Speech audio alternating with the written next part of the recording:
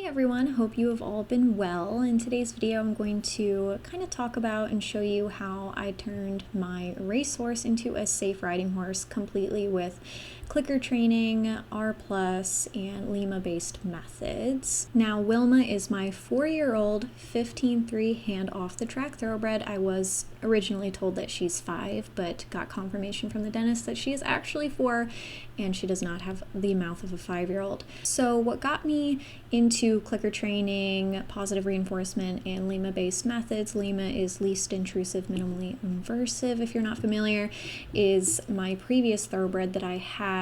We struggled a lot, and I believe it was due to my care, my training methods. So this time around, I wanted to do it completely different, and I'm a huge fan of clicker training for my other animals, for Iro, as you know. So in the first couple days, Wilma was of course very excited to be outside for the first time probably since she was a weanling. I really believe in adjusting the care and lifestyle of the horse before you even think about training. Race horses are very often kept cooped up in stalls for the majority of the year in the season, and they do not have access to paddocks or pastures. At least that's what's common here in America. They're cooped up inside, and they're fed very high sugary grain in high amounts, so that when it comes time to train and race, they're just so amped up. They have a lot of energy and they're ready to go. So the first thing that I like to do with both of my horses, and what I did, was put them on 24/7 pasture with free choice access to hay and grass. This is a quarantine field that all the new horses get put into at my barn, which does have grass, as you can see, but it's not a whole lot. So we did give her free choice hay while she was in here as well. I also switched up her feed regimen.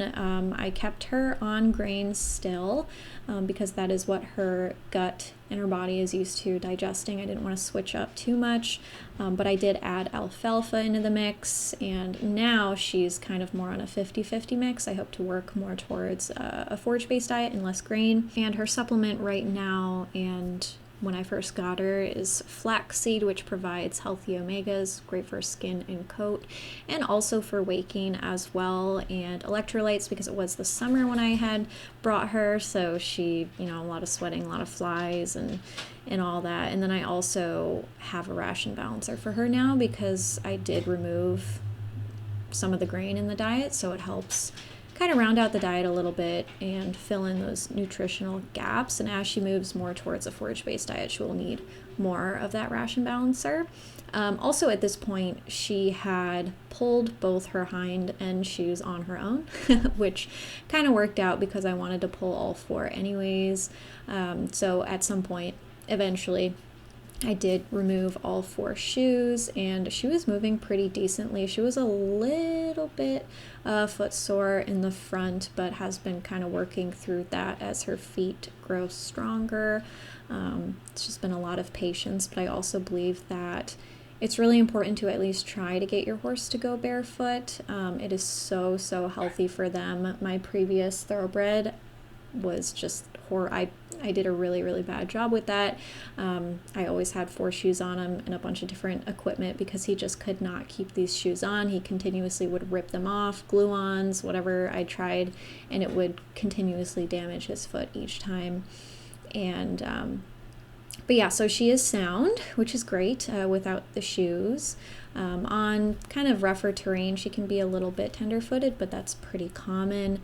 So for the first week or so, I just spent time getting to know her, letting her get to know me. I experimented with different food rewards to kind of see what she found reinforcing. We did a lot of hand grazing and walking around the property. We went off the property, on the roads, on different terrain, just to get her used to her surroundings and kind of healthy desensitization, not flooding her, but just kind of introducing her to things gradually. I think that is absolutely imperative with a new horse. Granted, racehorses are introduced to a lot of different things, which is great. They're not a complete fresh, clean slate, but I do still call this kind of a restarting period because I'm restarting her with methods that she is unfamiliar with, and we are kind of starting from the ground up. So here I'm just kind of reintroducing the mounting block. On the track, they don't really typically use a mounting block. I think a lot of the riders get on with a leg up. However, I found that in a lot of ex-race horses, they can sometimes be a little antsy at the mounting block when they know that you're going to mount up because they're so used to their rider getting up and going.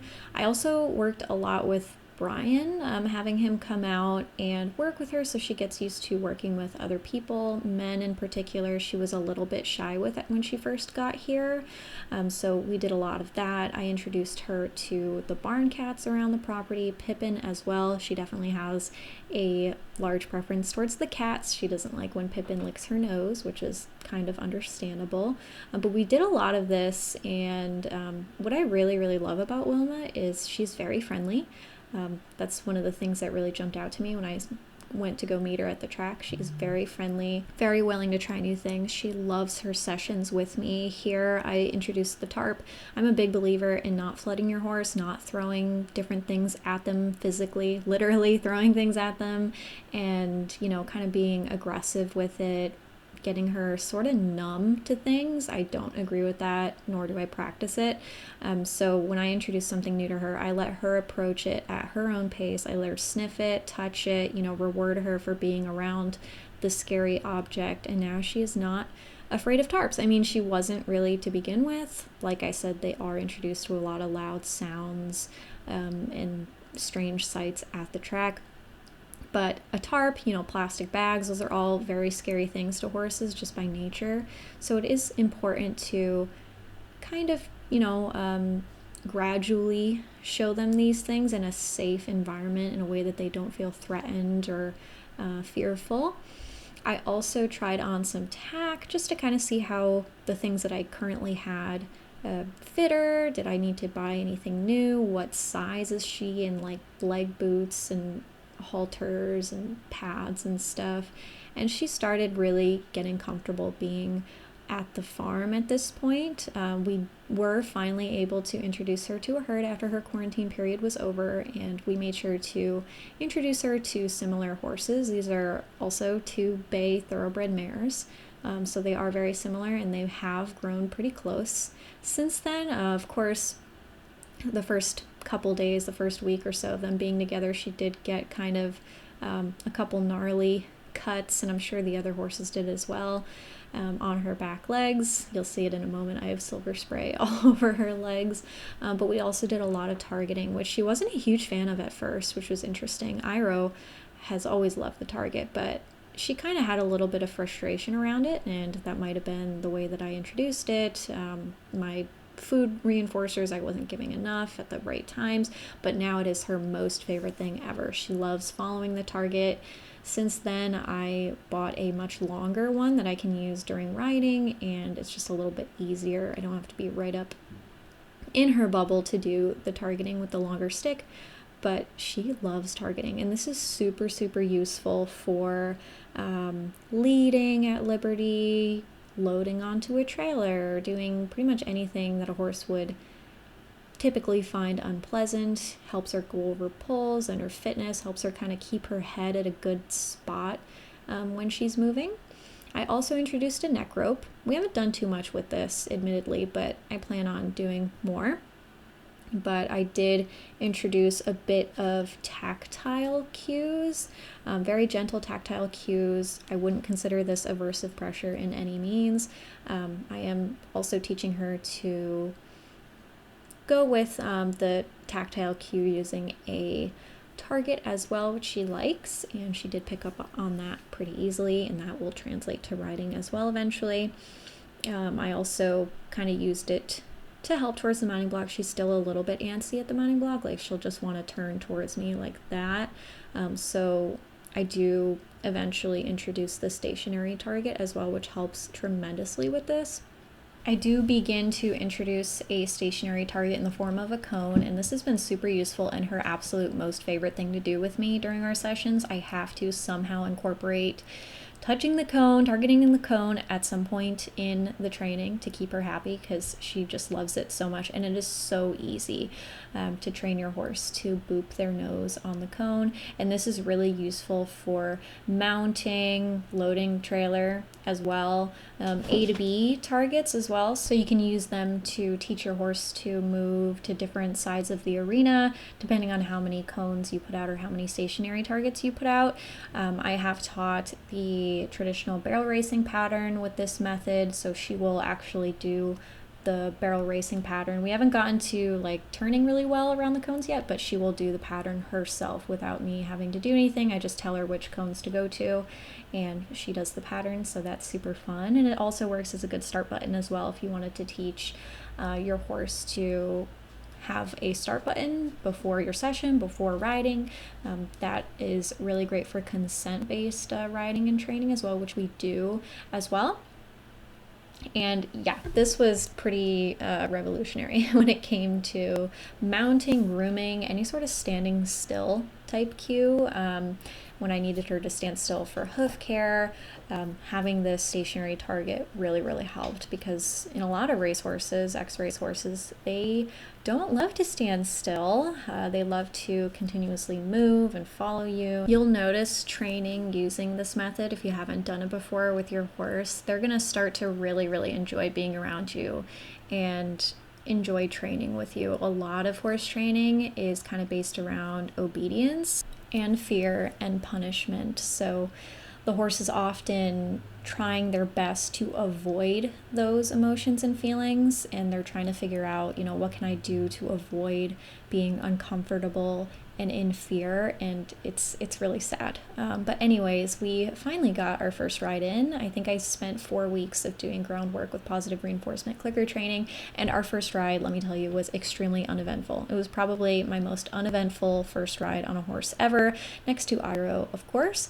and we just kind of took it really slow, rode bitless, just a halter and rope reins. I really believe that if you are unable to ride your horse bitless or in a halter and reins, you're doing something wrong. I know that sounds kind of harsh, but I think that all horses should be ridden in this way, at least to start, because I think it's really imperative. But I also did a bit of reverse round penning. I don't have the best setup, as you can see, but it worked for what we wanted to do. So this helps a lot with lunging at liberty. So I'm not a huge fan of lunging, and I used it a lot with my previous horse, and I regretted the way that I used it, how often I used it. I was always taught growing up that you have a horse, that's kind of more amped up, a thoroughbred, for example, you got to lunge them until they're soaked in sweat before you even think about getting on. A lot of horses, kind of had that requirement, and it always kind of seemed weird to me. But anyways, did a lot of hacking on a loose rein. I love Wilma because she is more whoa than go. You wouldn't believe it, but she loves hacking out off property. We go on different terrain, and this also helps to build up her feet as well, and it's fun. This is what I like to do when I think of riding a horse, and what's fun for me, it's hacking out. And I didn't even film every time we hacked out. We've done a lot since then on the trails. Here I am using a bareback pad. Also later on in this ride, I rode bridleless as well. So here I'm doing A to B targets with the cones, and this kind of helps her turn on her haunches, which is a basic dressage movement, and it helps with body awareness and fitness, and she is really good at it. So that was really fun. This was before I introduced a third cone and the sort of barrel pattern that I was talking about, and this is really fun to do. This is one of Wilma's most favorite things because it's easy for her to understand, and she knows that when she goes to the cone, I will go over to her and deliver the treat. So it also kind of helps with her not being in my space all the time to try to get treats. We also do a lot of default neutral training, so that's basically just me standing at her shoulder or in protected contact, and every time she is, standing square, I give her the treat. And this is a recent clip, so this is where we are at now. I started introducing some basic dressage movements under saddle, and so we've been doing a lot of bending and flexing, and it's been great for her fitness and body awareness, and she's been turning out to be quite the cute little dressage pony. And that's kind of where we're at now. Thank you guys so much for watching. And if you have any questions about positive reinforcement clicker training, please do leave them below. This does apply, these methods can apply to other species as well. I am taking a wonderful course by the Willing Equine as well. Really recommend checking out her page too, especially if you have horses. She's a really, really great mentor. I hope to post a vlog update soon, and I will see you then.